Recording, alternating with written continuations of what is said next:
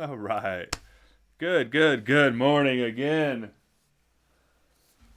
Beautiful, beautiful flute. Red kite flutes, everybody. This is tiger oak and English bog oak on the nose and a little coyote at the moon there.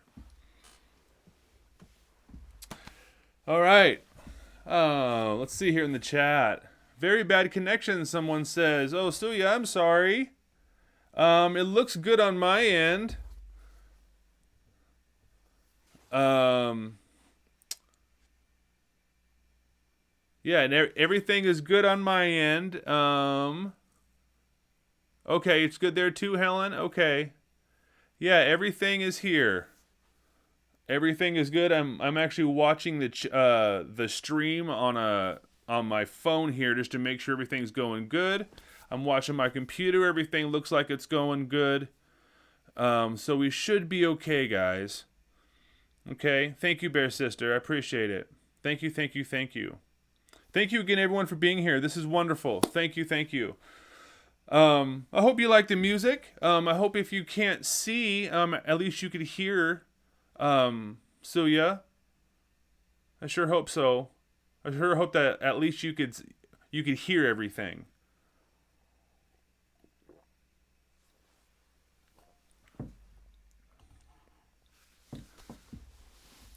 Maybe just Wi-Fi. I don't know. I don't know. Okay. Well, guys, I think we're ready to get started today. This is cool. So let me tell a little bit about how Michael even ended up here, how I even ended up reaching out to him. Um, so Helen, speak of the devil, who just popped up in the chat, we were having a show one day here on the Tommy Graven show, and I was just playing music and playing along, and we were talking about our stories and talking about how we got into music and oh, in the middle of the orange trees, bad Wi-Fi. Okay, I get it. I'm sorry, Suya. I'm sorry. But yeah, you could always watch it on rewind. Helen's right. You could always watch it on rewind. So, um, we're sitting here hanging out and we're doing the show just like I am now. And we start talking about our stories about how we came to the flute and all sorts of stuff. And, anyone that plays the flute, um, anyone has a story about how you got there and all that kind of stuff. And we were just talking about all those stories. Uh-oh, what happened? Let me see here. Oh, hold on just a minute, guys.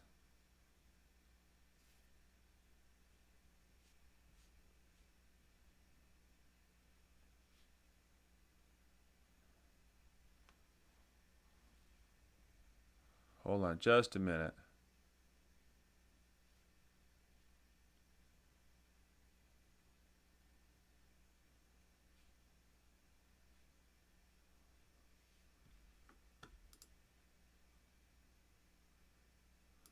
Okay, I think we're okay.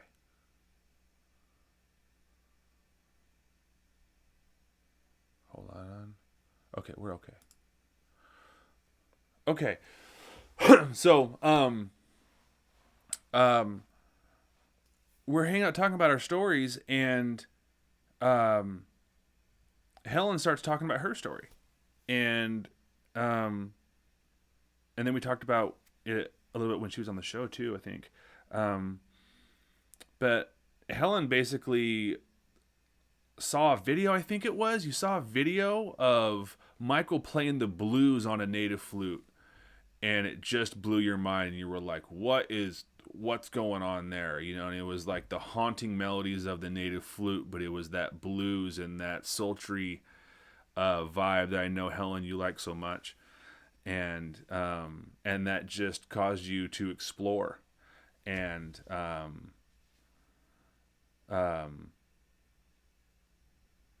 so that's how I found Michael. That's how I found Michael. That story that you said basically really inspired me.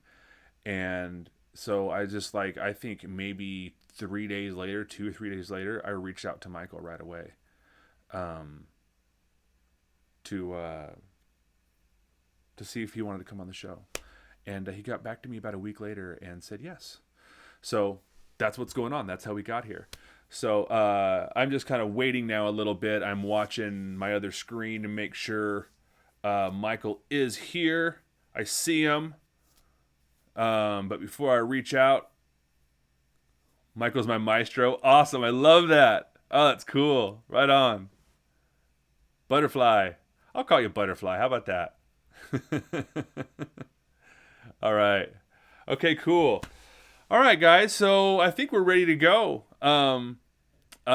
So we're going to learn about Michael TELEPARY, and, this is a really exciting thing for me to be able to meet and learn someone at the same time that you guys do. So this is cool. Let's see here. Let's see if Michael's ready to go. Let me see if I can reach out to the spaceship real quick and see if he's there. Michael. Sometimes that works. Let's see if he's out there. Hey, Michael, you out there? Hey, Tommy, Yes, can you hear me? I can hear you.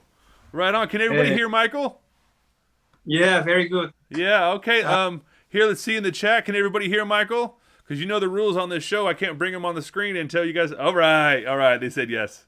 Okay. Yay. All right. Here we go. This is cool. All right. How you doing, Michael? This is so cool. Thank you for being here. Thank you. This is great. How you doing? yeah, I'm doing fine. Thank you for having me. Yeah, this is really exciting, man. And I hope you heard that story a little bit.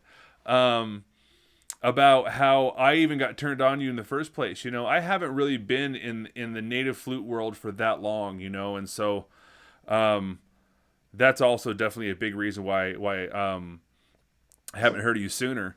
But now I'm a big fan, and it's kind of weird how this whole connection thing with Red Kite is happening, and it's just really neat. And so one of the fans of the show, and also who's been a guest on the show, Helen here, Helen Willow Wind. She stumbled across a video of yours playing blues on a native flute, and it just blew her mind apart. Just like couldn't believe it, and that was what started her wanting to get a flute, learn more about it, listen to it, and that is the connection for her. And now she teaches flute and has a million flutes like we all do when you get into the flute. You know what I mean? Yeah, And that's how this whole thing happened, and that's how basically, me and Helen would have never been friends if it weren't for you. So it's this really cool roundabout full circle thing that's happened, for this to happen. So I don't know, it's just, I think it's really magical in that way that it's happened. So there's that's how we got here. And the way I like to basically start the show is kind of like get into I know that you're a native flute player, right? You play the native flute, yeah, but yes.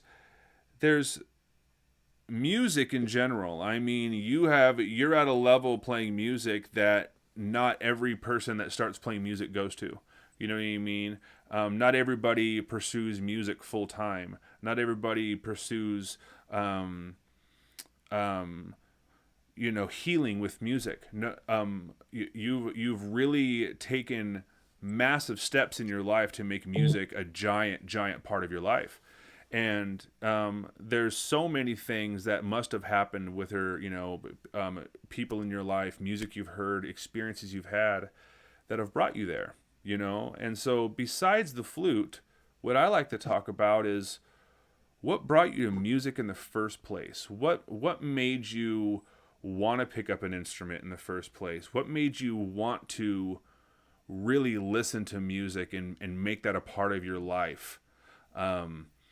Like when I was really young, I did sports a lot too, but I did baseball and stuff like that. But then I always ended up coming home putting my tapes on, listening to music, and just really getting immersed in all these different bands and different kinds of music and stuff like that. And I just couldn't help it because of my own story, right? So, what are some things, what's your story? How did it blossom for you? Family, friends, music experiences. How did you really get into music? How did you catch that bug?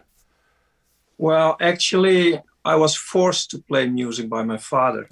Okay. Yeah, 5 years old. My father, he played the guitar, and my brother, my elder brother, he also played guitar, and I was 5 years, and my father decided that I also should play guitar. But the guitars in that time is a long time ago. I'm very old, and those guitars were like they hurt because the strings were made of metal, and the strings were way far from the neck, so that hurted.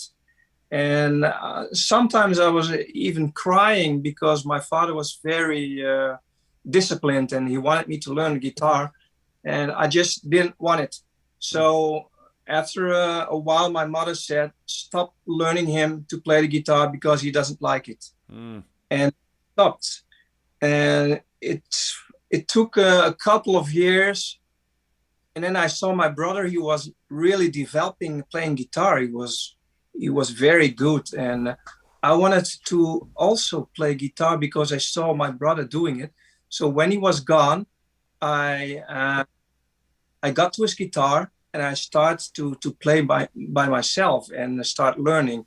And then my brother saw that, and actually from that time on, my brother started to learn me guitar, and it ended up actually beginning to play and to start as a guitar duo in the Netherlands, and played everywhere guitar with jazz, rock, Spanish influence, and gypsy influence. So that's actually my music startup in my life. And because I can't read music, because my father can't read music and my brother can't read music, we had to learn everything by ear. So just listen and play, listen and play. And the advantage of starting to learn by ear is that if you play with other musicians, it's going fluently. So you don't need like notes or a script or whatever. Sure. I can play with a musician. And well, there was a time that I was bored of playing guitar. You know what I mean? I had like 12 years, and I absolutely know I what you mean. didn't play guitar anymore because my brother, he decided to not go further with making an album. There was in the times of we had real vinyl albums, and I said, okay, if you don't want it, I'm going to follow my own dream, and I wanted to start my own store as a leather crafter and making Native American stuff. So that's how I ended actually up in America, because I went a couple of times to the United States, especially to Arizona, New Mexico, to get supplies. And when I was there in America, all the Americans, they thought I'm a Native American because I have long hair. Look, I got long hair, and it was longer in that time. And my color, my skin color is a little bit brownish because my father is from Indonesia. So I came everywhere where only the Native Americans could come in. So I saw all those stuff, and I saw flutes. And because I was stopped with playing guitar, I thought, wow, that sounds really great, flute, but I couldn't play flute. So one time I was in Gallup, New Mexico. Sure, you know that. And there are a lot of wholesalers there, big wholesalers, where the Native Americans come and they sell their stuff. And the buyers from all over the world, they can come in and buy it. Right. So I was looking for a flute because I wanted to have a Native American flute. So I saw one flute in the back after behind the counter of that particular man where I was buying from. And I asked him, can I play that flute? Can I try it? He said, well, sure, but it's not for sale because it's my personal flute. I got it from a Native American friend, and I'm not going to sell it. But I couldn't play. But because I have a good ear of music, I found out how the notes are playing, and I started to play, and it was so easy because, as you know, they are all tuned pentatonic, so that's an advantage on a whole lot of other flutes. So I Right. started to play, and I just wanted that flute, but he didn't want to sell it. So I asked, please sell me that flute because I think it's my first flute that wants to be with me. Yeah. So I want to sell it, and I had a bunch of beads, little pouches made of beads. I took it from Europe, and I think it was made in India or something, but it looked like Native American stuff. So I had a whole bunch, and I said, "What if I give you this bunch of little beaded pouches to trade for the flute?" And he looked at the pouches, and I saw dollar signs in his eyes because beaded stuff is really expensive. Yeah. And he said, okay, if you play one song for me, we do the trade. So I played what I call a song, and that's how I got my first flute. And I Wow. play. That's wild. That's wild. Yeah, I mean, a flute in F sharp. So for me, it sounded really great. I don't even have that flute anymore, of course not. But that was the story for my first flute, and I decided to learn how to play that flute. But I didn't have any teachers, of course, because I had to learn for myself. And then the next time when I went back to the States, I was looking for a couple of other flutes. And when you drive through the States, there are a lot of stores, especially in Arizona and New Mexico, who sell flutes because there are a lot of flute makers in the States, yeah. especially in countries where the reservations are, like the Navajos. They like to copy everything, so they are good. They're good in everything, like making flutes, so they look beautiful. But when you play it, I don't know a lot about music, as I told you, Hmm. but I can hear when notes are not in tune with another note, not Hmm. in harmony. Hmm. So most of those beautiful and expensive flutes, they were not good in sound. Hmm. So in the end, I found high spirits flutes in a store, and that flute that sounded beautiful. So I thought maybe it's an accident there. So I took another flute out of the rack. It was also good, was perfect. So I asked the guy, where are these flutes made? And he said, here in Arizona, in Patagonia. I said, Patagonia, where's that? There, it's like 75 miles from the Mexican border. So, well, I'm a tourist and I like to drive, and I had a big car there in so I thought, well, maybe I should go directly to High Spirits. So I took my car and I drove up like 6 hours drive to Patagonia. Wow. And when I got there, the owner, Odell Borg, he also thought I was a Native American. So he said, well, come in. You're welcome. So when I was in, I'm already in. He couldn't get me out because I was already in. I told him, well, I'm not Native American. My father is from the Maluku Islands, from Indonesia, and my mother is Dutch. But she said, well, okay, it doesn't matter. What do you want? I said, well, I'm looking for a couple of other flutes, and I think your flutes, they sound pretty good. So he said, okay, sit down. And it was like a candy factory. You Hmm. know, do you know what I mean? There Yeah. were like hundreds of flutes all around me. So he put all those flutes on the table, but I still couldn't play. But I heard all the sounds, and they were like going through my mind. I wanted all the flutes, but I couldn't choose. So we are not used to pay with credit card in the Netherlands, Okay. but in the States, it's just everybody pays with credit card. And I had one with me.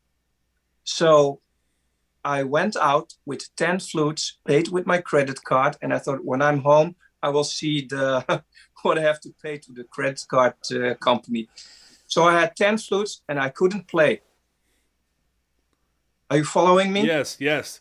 You had 10 Play. flutes and you couldn't play. So I went to Tucson to a Native American friend I had there, Joe, and I said, "Listen, Joe, I have 10 flutes with me, but I can't play. How do you play these flutes?" He said, "Well, I will teach in 10 minutes."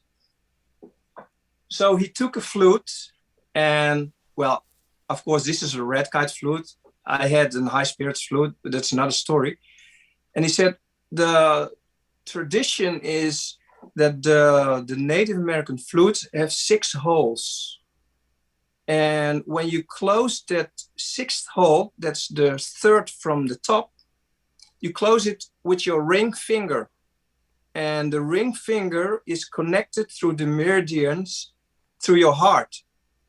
So everything that comes inside through, with your senses, like what you see, what you hear, what you feel, that is going to be translated in your heart into a breathing and a motoric with your fingers.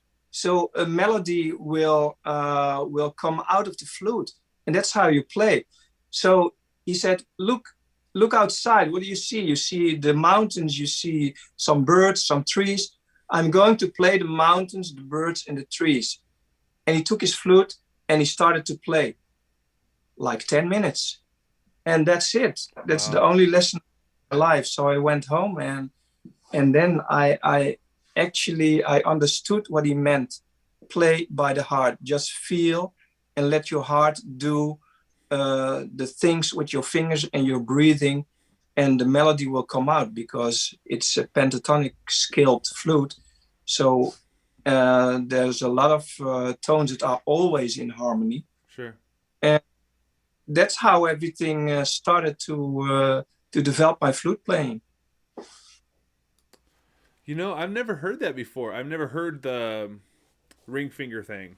Where you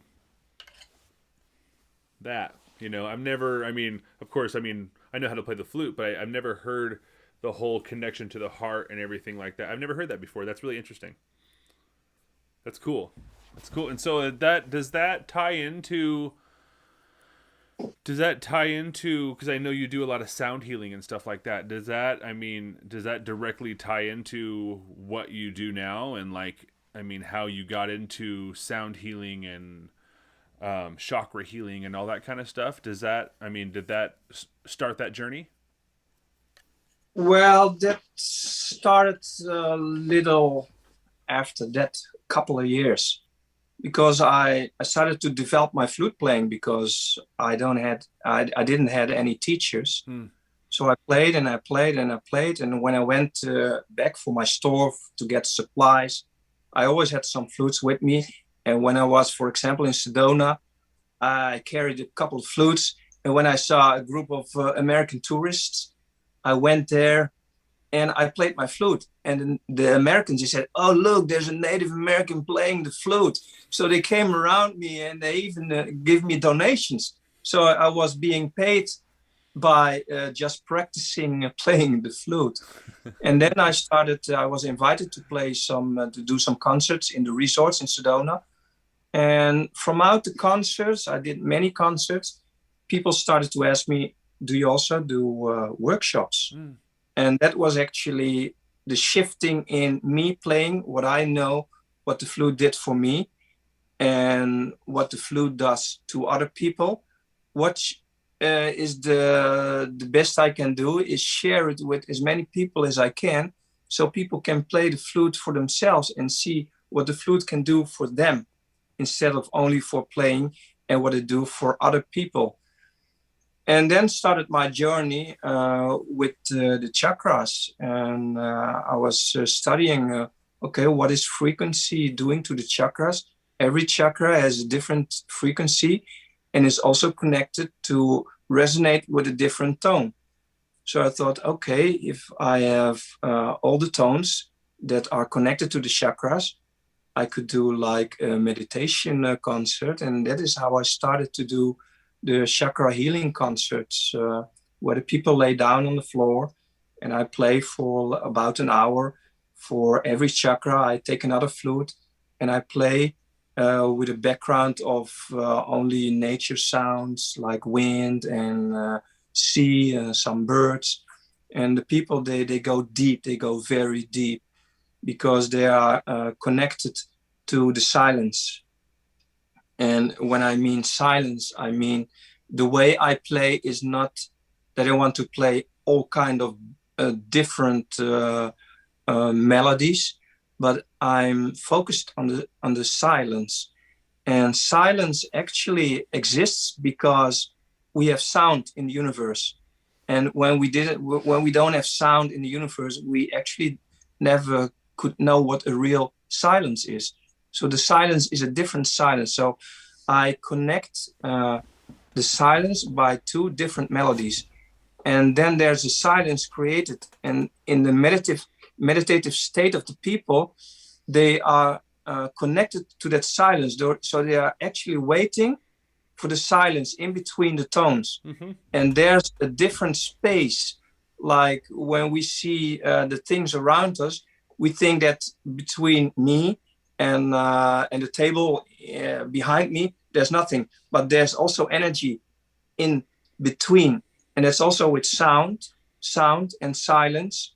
In the silence, there's a lot of energy because when you play a tune, when you play a melody, and when you are silent, really silent, the melody goes on through energy waves into your brains.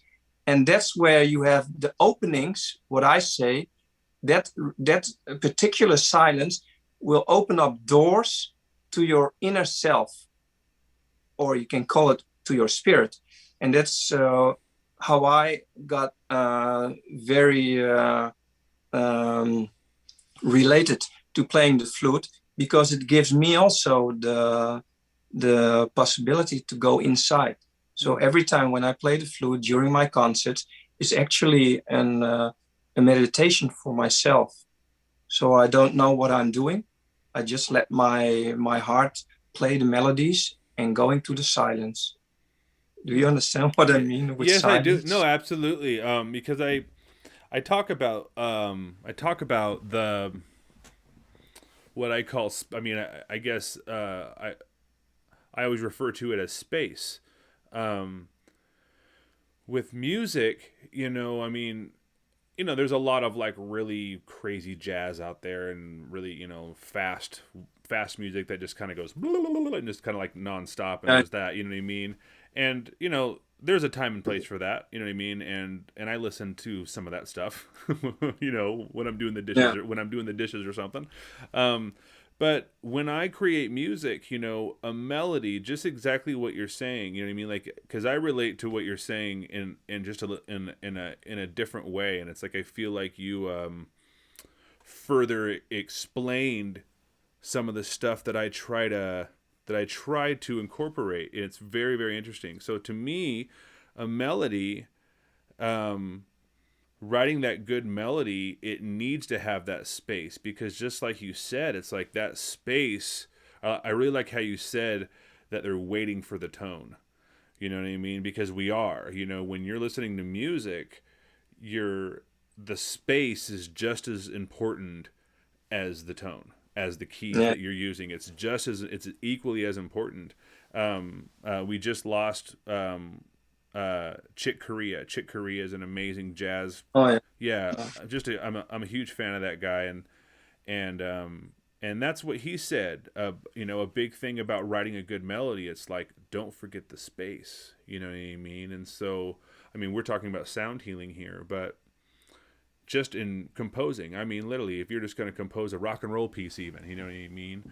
Whatever it might be, it's like a good piece to really cut through and connect has that good balance of space and tone and melody and all of that, and what we're talking about here is like all of that really intentional songwriting, if you will, you know what I mean? But you're coming from a little different place, right? But it's like this intentional thing, you know what I mean? Finding the space and finding the balance with the notes and the space and everything, and finding that, you know what I mean?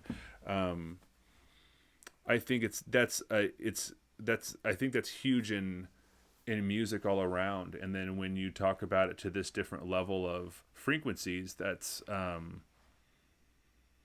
it's a whole new thing. It's a whole new thing. You know what I mean? It's like the same. It's a very similar approach, but then all of a sudden we twist it to this healing, or not twist it. Yeah. That's the wrong way to say it, but you know what I'm saying. It's now it's here, you know, and we're talking vibration. We're talking frequency. You know, Dustin Selva of Elemental Flutes. He made this big old crazy triple flute, and he's big into that stuff. And we've talked a lot. He's been on the show before. And we've talked about vibration and chakra healing, and how it really feels like we're just kind of touching the basis of it. And there's been a lot of very heavy research into frequencies and actually being able to destroy cancer cells even. There's been a lot of really intense things that have happened with sound healing, with all these different frequencies, you know. And there's, you know, there's 432 and 528, I think, and I'm very unfamiliar, you know what I mean? I'm just kind of a regular old 440 guy. I grab my guitar and I do this kind of thing, you know what I mean? That's just what I do, right? But Yeah, that's I was a 440 guy. Well, so this is neat. So now that we're talking about this kind of, I think this would be a good transition to start talking about the flutes, because me and you were chatting before we started the show about red kite flutes and how you're working with them now. And it seems like you guys are doing something new together with the frequencies and everything. And I think it'd be really cool to talk about that and the direction of that and your part in it and all of that stuff. Yeah, well, before I talk about red kite flutes, I want to explain how I got to the 432. Please, yes. Because there was like, I think 4 years ago, I read a lot about 432 hertz frequency and musicians that use the frequency with their instruments. But I was still playing and selling the high spirits flutes, and they didn't have any 432 hertz flutes. So I asked Odell Borg, do you make 432 hertz flutes? He said, no. Why? So, well, I would like to have one to see what the sound does with other people. So I said, but can you please tell me a good story why I should make a 432 hertz flute? So I started to investigate everything about 432 hertz on the internet. And if you type in 432 hertz, you will find a lot of theories and complete theories about why the 432 hertz was changed to 440 hertz.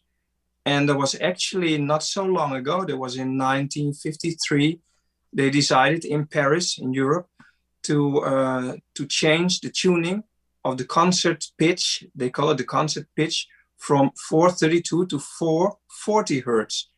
So I wanted to know, but what does a real instrument tune in 432 hertz sound like? So I sent that story to Odell Borg, and he said, well, okay, I'm going to make one flute for you. Which one do you want? So I said, well, I would like to have an F sharp, because F sharp is also connecting, resonating with the heart chakra. So I thought, well, then I have an 432 hertz flute in the heart chakra. So he said, okay, I will make a flute for you. And then the magic started. In the week that he was making and working on that specific flute for me, he got callings and emails from all over the world from customers. Do you make flutes in 432 hertz? So he thought, what is happening? Why didn't I thought more of that? So he didn't only make one flute for me, he made the F sharp, a G, and an A, and he got all the 432 hertz in his collection. So he surprised me and said, "Well, Michael, I have a surprise. I got 3 flutes for you, and it's going to be in the collection." So then it started to have those flutes, and I could see what it did to other people. Because I have a workshop, when I do the workshop where I teach people the flutes, and I let people hear, for example, a G flute. A G, it resonates with your throat chakra. When I play it in 440 hertz, and after that in 432 hertz, some people, they start crying right away with 432 hertz. And then I ask, okay, what is the difference? Can anybody tell me what is the difference between the 440 and the 432? Well, the most of the reactions are that 440 hangs a little here with the head, the brain. And when I play 432 hertz, it goes inside directly to the heart and connects to the body. But it's not for everybody. And the most people are sensitive for 432 hertz, what I've experienced, are women. And maybe that's also because women are more left brain, right brain oriented than men. And most of the men, they don't feel the difference. They only say, well, okay, it's a little lower, but it's not like really spiritual different. But when I had my workshops for the last years, and I played on a 432 hertz flute, the woman, especially the woman, they only want to buy a 432 hertz flute. Wow, I have so many other beautiful flutes in that time. And I said, well, okay, if you want to have 432 hertz, you have to know that if you ever going to play with other musicians and their instrument is in 440 hertz, then you have a problem, because they have to tune their instrument into 432 hertz. Right. And for a guitar, a problem, right? Sure. But if you play piano, there's not a guy who's going to tune his piano back to 432 hertz. You know how much that costs, and how many takes. So then the Corona crisis came in. And for me, it was like a disaster in the beginning, because I didn't have any concerts, no workshops, no events. And I had just wait at home and think. And then on top of that, I got a message from High Spirits that they were going to stop with wholesaling to Europe. And I thought, what's happening?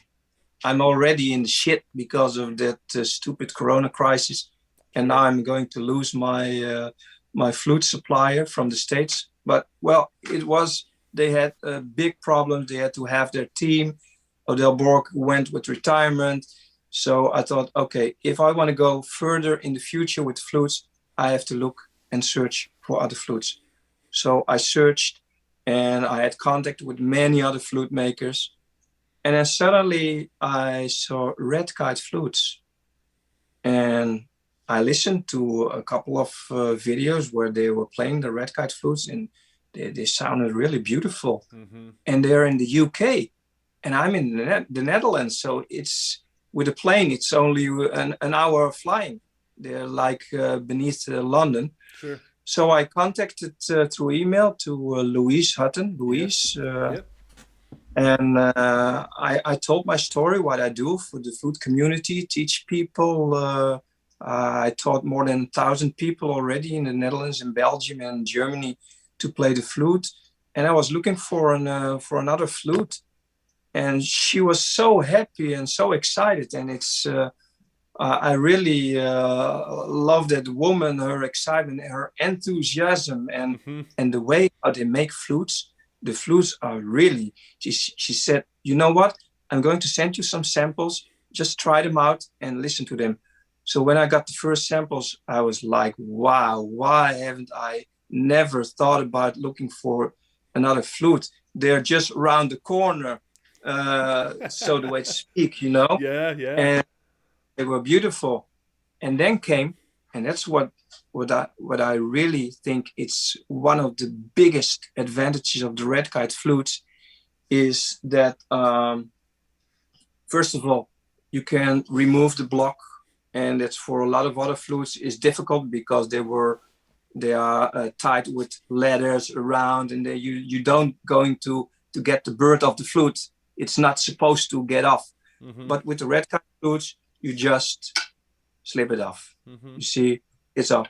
And she said, because I was asking Louise, do you also make 432 hertz flutes? She said, yes, of course, but we don't make the flutes. You only have to change the block because we have a special block 432 hertz. That's not possible.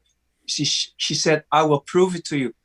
So she played with a tuner. She let me see with a 440, and then she changed the block, and it was 432 hertz. I said, oh my God, this is really, really important, because now people can play and buy a flute, and they only have to change the block, Mm-hmm. and they can tune back to 432 hertz. I said, that's it. Mm-hmm. So that was for me one of the major reasons also, and of course the beautiful sound of the flutes, Right. and because they are specialized in hardwood. There was all those reasons were for me. Okay, I want to work with Louise with red kite flutes, and we have a great connection now. We call each other a couple of times a week, and we always do video calls. So I'm not used to do video calls, but with Louise, it's like normal. She shows me all everything she's doing, and she's already making a lot of flutes now for me for the future, the coming future. Everything is going to normal. Yeah. She's the whole Hutton family, everyone that I've met there and worked with from there, they're just so nice. Like very open to all suggestions. And every single flute the very first flute that I got from them, it was so in tune that it freaked me out a little bit. Because it was so in tune that I couldn't hear some of the notes, because they were just it was just like playing a saxophone or something. It was like perfect, you know what I mean? And I was like, and I didn't have any flutes at that time that were perfect. I mean, even high spirits flutes. I had at the time I think I had 2 high spirits flutes, and they were kind of lower end, older ones and stuff like that. But these red kites were just they had a more perfect tune to them. And since then, I mean, I got this crazy one that's like 2-toned, and you know, the rock star out of all of them is definitely this one, the one that I played opening up. But I mean, they've done all sorts of crazy things for me, and they put like this bloodstone on there for me with a little coyote, you know, just so neat, you know. And it's like to connect with that family and to know Phil's story and everything that they've been through, and that it's a family business, you know what I mean? Like, they're a hard-working family business, and they're just really, really nice folks. And it's I mean, I don't know, like, as soon as I started connecting with you and I started watching your YouTube videos, I was like, yeah, you know what I mean? Because I was just really excited about that, you know, because the way I found red kite flutes was actually Bhavani. Bhavani, she's a concert flute player, and I saw her. Yeah, so I saw her, and then after that, it was Wolf's Heart, Bernard Wolf's Heart. I saw those two, and that's what turned me on to them. And I reached out to Red Kite, you know, handful of years ago, and we've done a little work together, and they're just awesome. So it's really cool that you're doing that. And I agree, that's that block, you know, that's having the totem or the bird being able to change from 440 to 432 like that is, that is the exact reason why I never bought a 432 flute. You know what I mean? It's like I can get a tuner out and I could tune my guitar down, a few cents, and I can make it work. You know what I mean? But I didn't want to do that. I play with too many people. I collaborate with too many people. It just wasn't going to work like that. But every now and again, there's that frequency switch, and so it'd be nice to be able to do that. And that's really cool that Red Kite Flutes is doing that, because now you don't got to buy 2 flutes. You just got to buy 1 flute, and it comes with an extra block, and you're ready to go. And you block on every flute. It doesn't matter. Yeah, I mean that is a really huge step forward, because I know people that own literally 12 flutes in 440 and then the same 12 flutes in 432. Yeah, I know. And where I know a lot of people, and I know there are a couple of people looking at your show now. They bought flutes, they started buying flutes, and they were like addicted to buying flutes. And you know who I'm talking to, Renee. So they have so many flutes, they can't stop buying flutes. And for example, for Renee Francois, she's a very good friend of me. She's from Spain, and I think she's online now. So she did a workshop with me a long time ago in Rotterdam, and she was trying to play the flute, and she was so happy that she could play the flute. And then it started. She had 1 flute, and then, I think I'm going to need another flute, and then another flute, and then she started looking for other flute makers in the world, and she has so many flutes, but she plays so beautiful, and I'm so proud that she plays the flute like that, and she never played flute before. So, and that's also the reason that I love to teach people, because I see them growing in the development of playing music by themselves, but also spiritual, because the flute connects also to the heart. And I'm very happy to see people having that spirit of playing the flute. But sometimes an addiction, and you can't stop buying flutes. So for the Red Kite flutes, the big advantage is you don't have to buy a 440 flute and a 432 flute. You only have to have 1 block. All right. And then you have one collection of flutes, and you can change them in the frequency, whatever you want. Sure. Yeah, I don't know what it is. I'm can't see it now, but I'm actually covered in tattoos, right? And I did that when I was younger. And it was when I first got my first tattoo when I was like 15 or something like that. I was like, oh, I want to get a whole bunch. And so now I have them all over my arms, on my chest, and my legs, and all sorts of stuff, right? That's what I did, And I feel like flutes are kind of like my new tattoos. You know what I mean? I don't get tattooed anymore. Like I'm older now. I'm kind of like wish I didn't have a lot of them. You know what I mean? That kind of thing. But I don't think not tattooed, so you have some space left. I do. Look, I mean, I could, but I mean, getting flutes. I don't know what it is. It's like I had 3 flutes for almost 5 years. I feel like, well, not 5 years, probably 3 years, 2.5 maybe.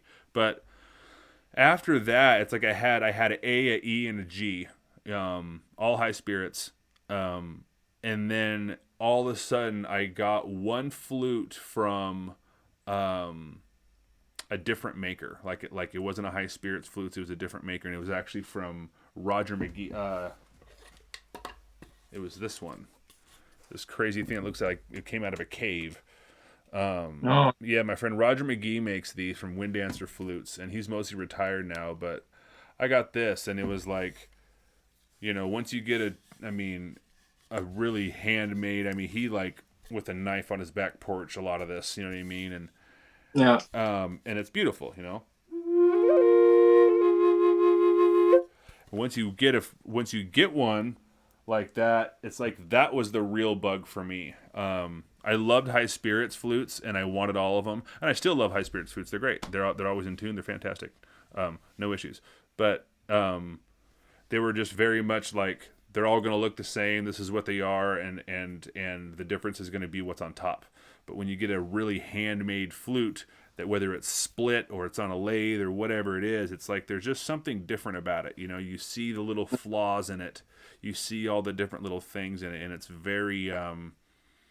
You realize that it's a piece of wood, it's a branch, Yeah. it's a different connection for me. You know what I mean? Yeah. Well, that's, the way red kite flutes. What I love with red kite flutes, for example, this is an tiger oak. Yep. They are using all kinds of woods. Yeah, you got it. Yeah. Got it. Yeah. It's But beautiful. they even use wood that comes out of old churches. Mm-hmm. They use the wood to make flutes, and that's like really awesome because she says, well, why burn the wood? Why throw away the wood if we can make flutes out of them? And they are beautiful flutes, and I like it when the wood grain is not like it's when you see all the spots and it's alive. You know what I mean? Yeah. It's exactly what I'm talking about. Special. It's not there like fancy.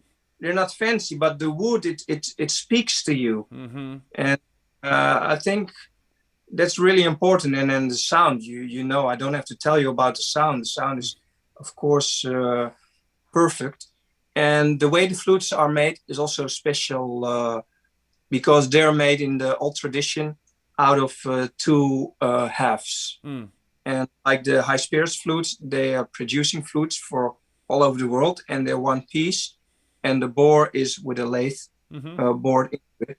And these flutes are made actually in the old way and perfect. Because I don't know, but Louise, she's like a genius in working with wood, and she knows everything.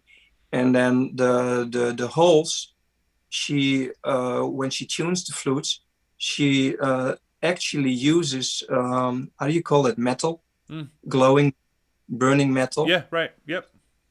the traditional way to tune the flutes. And yeah, for me, it's a good feeling. It's not a Native American flute, she says. We call it Native American style flute, and I Sure. think that's okay Sure. because she's American. And but I know a lot of flute makers that are not Native American, but that doesn't matter. She uses a couple of the traditional ways to make that flute, Mm-hmm. and the instrument is perfect. I think that's the most important thing because my father, he always taught me uh, a good instrument or a good tool is half of the work. Mm-hmm. And that's what I taught all the people in my workshops. If you want to play an instrument, start with a good instrument and not with a half or a bad instrument, because it will demotivate you by playing that flute further. Right. So it really works also with the red kite flutes. I think I'm just waiting, and I can't wait to start with my workshops and concerts when all the things, the lockdowns are gone. But I have to wait, and I think okay, there's a reason for that I built a good connection with Louise and red kite flutes, Mm-hmm. and then Mm-hmm. we're ready. We are ready in a good way, and we can start with the red kite flutes. Yeah. So I'm really looking forward to that. Yeah. Uh, I'm really looking forward to the world opening back up. I think that it feels like it's just around the bend. You know what I mean? Different parts of the world say different things. You know what I mean? I know, like, I think that you guys are probably locked down totally. I mean, here in the States, Yeah, we're not. It just different states are doing different things, and everyone's arguing over it. That's what we're doing here. Everyone's arguing. Um, but yeah, I think that during this time, like, I mean, I lost I lost every contract that I had, you know what I mean? And so I was forced to go online with everything I had. And I started this show about 4 months ago, and just like, what are we going to do? You know what I mean? I got my website going. I released some music online. I'm teaching online. Everything I'm doing is online, you know, and it's very interesting that, you know, like during this time, I feel like, you know, what we're talking about now with Red Kite and everything, just like you said, like all the connections that you made over the years and the networking, and now it's like, it's almost like it, in all these weird ways, even though what's been happening is absolutely terrible in a million ways, there's these little pieces of light that shine through. You know what I mean? And things like what we're talking about. You know what I mean? It's like you've developed this really amazing relationship with this wonderful company, this wonderful family. Yeah, you know what the difference is between because I was entrepreneur from my 20th, so, and I'm very old, so that's a lot of years. I was always a customer. When I bought things of suppliers, I was the customer. But with Red Kite Flutes from the start, she said, well, you're not a customer. You are going to be part of the family. Yep. You are now family. And it feels so good. Yeah. Because it is a family, because the flute world, it's not so big. Mm-hmm. And if we can act like a family, we can teach and we can learn from each other. That is something that really connects to that spiritual instrument, the native flute. So I really like that. Yeah. Well, I want to. We have just a little bit of time left. What I kind of want to just get into now is you know, where we're at now in the future. You know, we've talked about it a little bit, you know, but what are your plans for 2021, 2022? You know, are you releasing any new music? Do you have specific workshops planned once the? I lost you for a second. Yeah, wait a minute. There you go. Let me. There you are. You're back. Let me my battery. Oh, your battery. Okay. Is it a problem? No worries, man. Okay. Get a little closer. I love this about the show, man. We're always just live. Just happens the way it happens, you know. This I love it. Is really live. This is live.